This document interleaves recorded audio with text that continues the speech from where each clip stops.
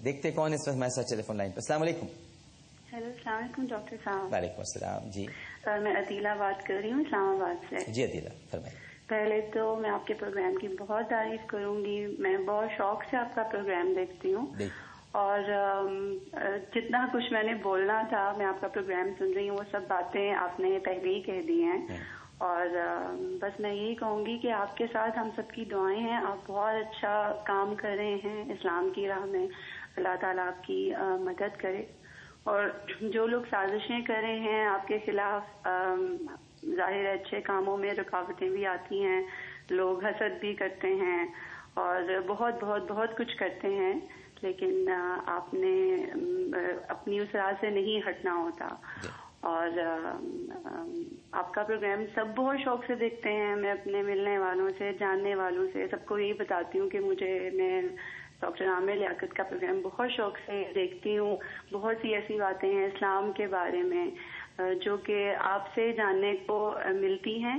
اور ظاہر ہے کہ جو بندہ یہاں پہ بیٹھا ہوا ہے پوری دنیا کے سامنے اور اتنی اسلام کی باتیں ہمیں بتا رہا ہے اور اتنی نالج ہے، تو وہ کوئی عام انسان نہیں ہو سکتا. بے شک آپ اپنے آپ کو عام انسان سمجھتے ہوں، لیکن یہ ہے کہ جو اتنی اسلام کی نالج، اتنی بزی لائف میں اتنا کچھ جاننا اور پھر اس کو لوگوں تک پہنچانا، یہ بہت نیک کام ہے.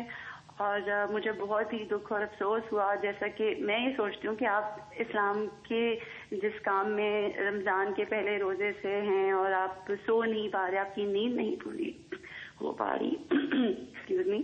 تو میں کل رات یہ سب کچھ جاننے کے بعد کہ یہ سب کچھ کیا ہو رہا ہے، اور اس کے لیے میں نے اپنی سی بھی کوشش کی کہ میں ان لوگوں کو شٹ اپ کہوں جو اس طرح کی باتیں کر رہے ہیں اور اس طرح کے ابیوسو لینگویج یوز کر رہے ہیں. تو میری نیند نہیں پوری ہوئی.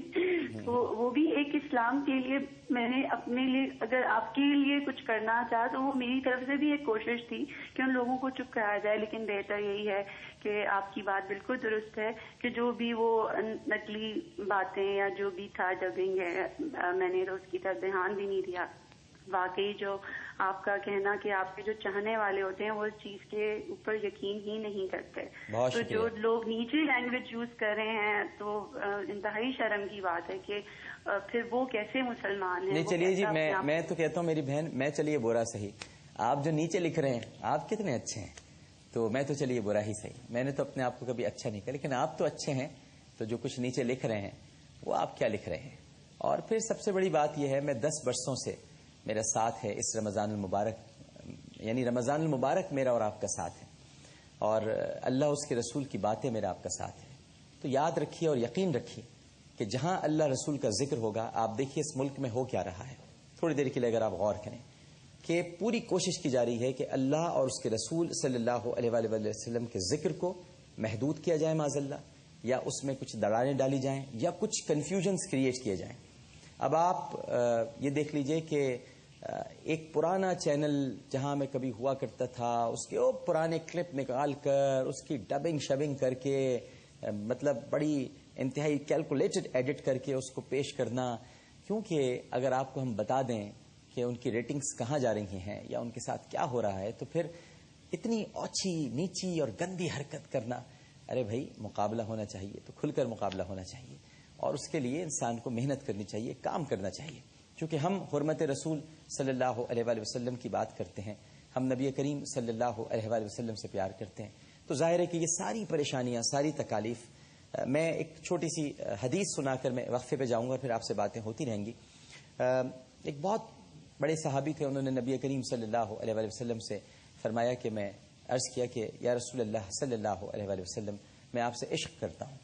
3 مرتبہ آپ نے کہا، تو آپ اس وقت وضو کر رہے تھے اور وضو کا پانی نشیب کی طرف جا رہا تھا. جب 3 مرتبہ آپ کہہ چکے تو آپ نے ارشاد فرمایا کہ اگر تم مجھ سے عشق کرتے ہو اور واقعی اپنے دعوے میں سچے ہو، تو دیکھو میرے وضو کا پانی جس تیزی سے نشیب میں جا رہا ہے، پریشانیاں اور تکالیف اسی تیزی سے تمہاری طرف آئیں گی.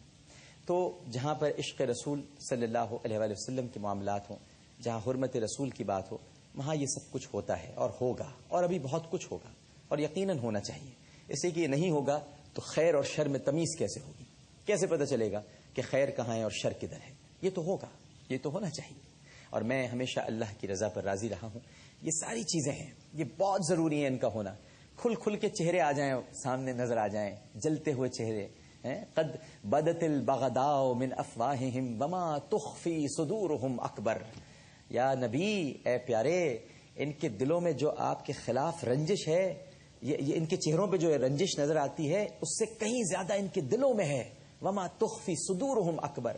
تو آپ سوچ لیجئے کہ جتنا کچھ دکھایا گیا ہے اس سے کہیں زیادہ دکھانے والے کے دل میں موجود ہے. تو بس ہم تو یہی کہتے ہیں قل موتوا بغیظکم، جل جاؤ اپنی ہی آگ میں. ایک چھوٹا سا وقفہ، وقفے کے بعد حاضر ہوتے ہیں. پروگرام ہے نیکی، کیونکہ نیکی ہوتی ہے، چھوٹی یا بڑی نہیں ہوتی. السلام علیکم ورحمۃ اللہ.